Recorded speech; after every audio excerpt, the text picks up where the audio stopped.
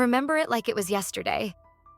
With our parents gone, it was just me and my twin brother, Lucas, alone in the house. But then, in a single moment, he did something so unexpected, so electrifying that it changed everything. It's a memory I'll never forget, because it was that exciting. It started as a night like any other, the kind that settles into an unspoken rhythm when you've spent your whole life sharing a space with someone. Our parents had gone out for the evening, leaving the house unusually quiet, a silence broken only by the occasional hum of the refrigerator or the creak of old wood beneath our feet. But this wasn't the first time Lucas and I had been left to our own devices. We'd grown used to it, turning these nights into our own little world where time seemed to stretch, as if daring us to fill it. I was a couple of minutes older than Lucas, and even though our genders were different, we were still look-alike twins. I sat on the couch, idly scrolling through my phone, but my attention wasn't on the glowing screen in my hand. Across from me, Lucas was stretched out in his usual spot, one arm draped over the backrest, his eyes flickering between the TV and whatever thought was pulling his focus. His presence was as familiar to me as the air I breathed, and yet tonight, something about him felt different. I couldn't quite name it, but the shift was there, lingering in the way his gaze seemed to last just a second too long, or how his voice carried a tone I couldn't decipher. "Watch a movie?" Lucas asked suddenly, his voice breaking through the soft hum of the television. He turned his head toward me, and for a moment his dark eyes caught mine in a way that made me forget to answer. I shrugged, playing it cool. "Whatever you want." "Helpful," he said, smirking. He grabbed the remote, flipping through options with a deliberate slowness that I knew was meant to test my patience. I couldn't help but smile at his theatrics. "If you're going to take that long, I'm choosing a romantic comedy," I teased. "Over my dead body," he shot back, laughing. It was easy with Lucas. Our banter, the way we moved through each other's lives like two sides of the same coin. But even as laughter filled the room, that undercurrent of something else lingered. Subtle, but undeniable. Eventually, he landed on a movie we'd both seen a dozen times. The kind you don't need to pay attention to because the dialogue is etched into your memory. We settled into the quiet comfort of it, the glow of the screen casting soft shadows against the walls. But my focus wasn't on the movie. Not really. My mind was elsewhere, drawn to him in a way that felt both familiar and unsettling. Out of the corner of my eye, I caught him glancing at me. It was quick, almost imperceptible, but it sent a ripple of awareness through me. Lucas was always bold, the one who spoke his mind without hesitation. But tonight, there was a hesitation in him that mirrored my own. It was in the way he shifted his weight or how his hand moved absent-mindedly along the edge of the couch, as if he were testing the air between us. "What?" I asked finally, unable to take the silence anymore. He shook his head, smiling faintly. "Nothing." Liar. "Okay, maybe something," he admitted, leaning forward, his elbows resting on his knees. The light from the screen played across his face, highlighting the sharp angles that mirrored my own. "You ever think about how weird it is being twins?" I frowned slightly, caught off guard. "Weird how?" "Like, people assume we're the same, right? Of course I'm a boy and you're a girl, but same face, same thoughts, same everything." He exhaled, his gaze flickering toward me. "But we're not. Not really." I nodded, though his words stirred something in me. Lucas and I had always been seen as a unit, interchangeable in the eyes of most people. But he was right. We weren't the same. Lucas was the fearless one, the one who charged headfirst into life while I hung back, content to observe.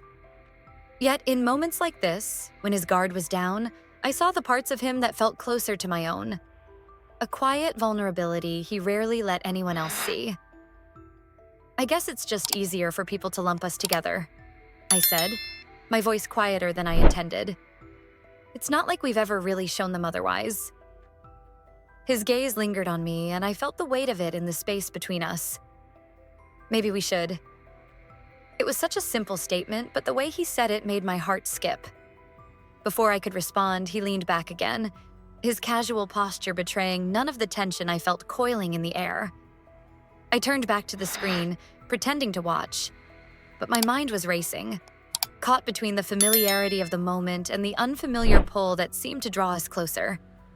The minutes stretched on, and the silence between us grew heavier, loaded with unspoken words. I didn't know what to say, didn't even know if there was anything to say. But Lucas, as always, found a way to break through. "You're quiet tonight," he said, his voice softer now, almost tentative. "What's going on in that overthinking head of yours?" "Nothing," I lied, because the truth was tangled in a web of emotions I wasn't ready to unravel. "Just tired." He didn't press, but his eyes searched mine as if he could see the thoughts I was trying to bury. For a moment, I thought he might call me out on it, but instead he shifted closer, his knee brushing against mine in a way that felt deliberate. The contact sent a jolt through me, and I struggled to keep my composure. "Sure it's nothing?" he asked, his tone lighter now, teasing, but there was an edge to it, a challenge that made my pulse quicken. I forced a smile, shrugging. "Yeah, sure." The tension between us was almost palpable now, a silent current that neither of us seemed willing to name. But it was there, undeniable, in the way his gaze lingered or how the air between us seemed charged with something neither of us could ignore. As the night wore on, the distance between us seemed to shrink. Lucas's easy laughter filled the room, pulling me back into the comfort of the moment, but beneath it all, that unspoken tension remained. Waiting. And in the quiet, I realized something. This wasn't just another night. Something was shifting between us, and there was no going back. Lucas had always been the louder one, the one who could fill any silence with a joke or a story. But tonight, his usual bravado was muted, replaced by something I couldn't quite name. I felt it every time our knees brushed, or when his gaze lingered just a moment too long. It wasn't the kind of tension that felt uncomfortable. It was something else. Something that sent a thrill through me I didn't want to admit. "Do you ever think about what it would be like if we weren't twins?" he asked suddenly, pulling me from my thoughts. I blinked at him, surprised by the question. "What do you mean?" He shrugged, leaning back against the couch. "I don't know. Just, if we weren't, maybe things would feel different." It was such a strange thing to say, and yet it hung in the air between us, heavy and unspoken. I wanted to ask him what he meant, but something in his tone made me hesitate, like he wasn't sure of the answer himself. "I guess it's hard to imagine," I said finally. "We've always been us." "Yeah," he murmured. Lucas didn't say anything after that, but the weight of his words lingered between us. The movie played on, forgotten, its flickering light casting shifting shadows across his face. I should have let it go. Should have let the moment pass like we always did. But I didn't. "Would you want things to be different?" I asked before I could stop myself. His eyes flicked to mine, searching, unreadable. For a second, I thought he might laugh it off, make some joke to break the tension. But he didn't. Instead, he exhaled softly, his fingers drumming against his knee.